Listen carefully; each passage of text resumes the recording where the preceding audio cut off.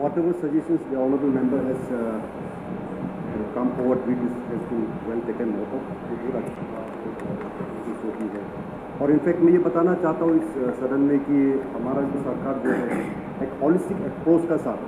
खास करके हमें तो पता है कि around 80 to 90% of the people of Arunachal Pradesh are still dependent on agriculture. तो we are trying to ensure that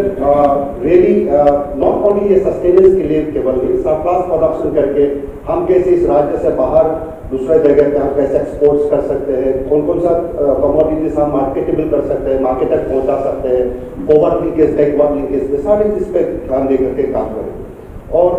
जो उन्होंने सजेशन दिया कि हमारे जो अरुणाचल प्रदेश में खास करके जो हमारा फार्मर्स का जो उनका जो सही मायने में जो उनका बेनिफिट कराने के लिए, तो मैं इस पर ये बोलना चाहता हूँ कि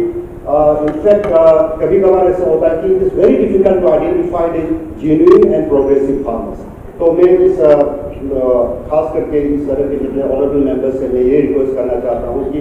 आप एक जेन्युइनली जो प्रोग्रेसिव फार्मर्स है उसको जरूर आइडेंटिफाई करके, और खास करके अरुणाचल प्रदेश सरकार की तरफ से अभी कुछ 2 साल हो गया कि we have already started a new program called Catch Them Young. So Catch Them Young is one program where we try to identify the young people, educated people, those who are really committed to do farming, take up farming as a very serious business. क्योंकि अभी वो farming नहीं रहा है कि आप हम झूम खेती करके आप ये करके हम जीविका पार्जन हम कर लेंगे, तो ये नहीं हो सकता. अभी we have to take up agriculture as a very serious business, and hence therefore from Catch Them Young program we are trying to identify the real people, the young people, the educated people, those who can really catch up with the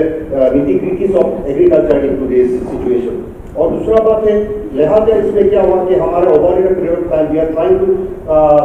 trying to skill the farmers. तो skill the farmers अभी और since 2010 से लेकर अभी जो मैंने data निकला है अभी 2025 तक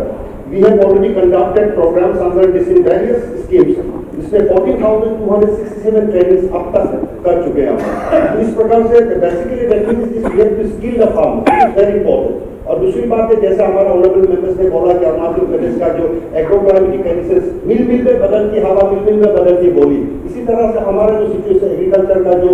हेल्थ को लेकर के, सॉइल हेल्थ को लेकर के, देन उसका बाद जो क्रॉप्स पैटर्न को लेकर के, कौन सा सीड, कौन सा सैपलिंग्स, कौन सा सैकर्स, कौन से सैंपल्स कहाँ में कैसा लगाना होगा, इस सारे चीज को मद्देनजर रखते हुए we are trying to make all those potentials of the state. And digital agriculture का अंतर्गत हमारे जो गवर्नमेंट ऑफ इंडिया है very glad to inform that government of India is also इस पर ध्यान देते हुए मतलब हमारा जितना मैपिंग करना है अरुणाचल प्रदेश का जो पोटेंशियल्स को लेकर के, क्योंकि अभी ये है कि हम सब लोग मानते हैं कि हमारा अरुणाचल प्रदेश में हमारा ये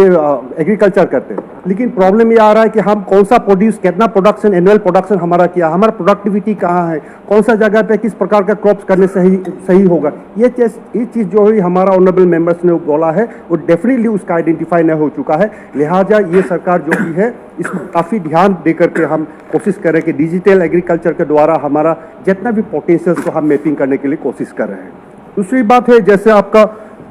पता होगा कि इसी प्रकार से हमारा हाल ही में हम लोगों ने जो वी हैव ऑलरेडी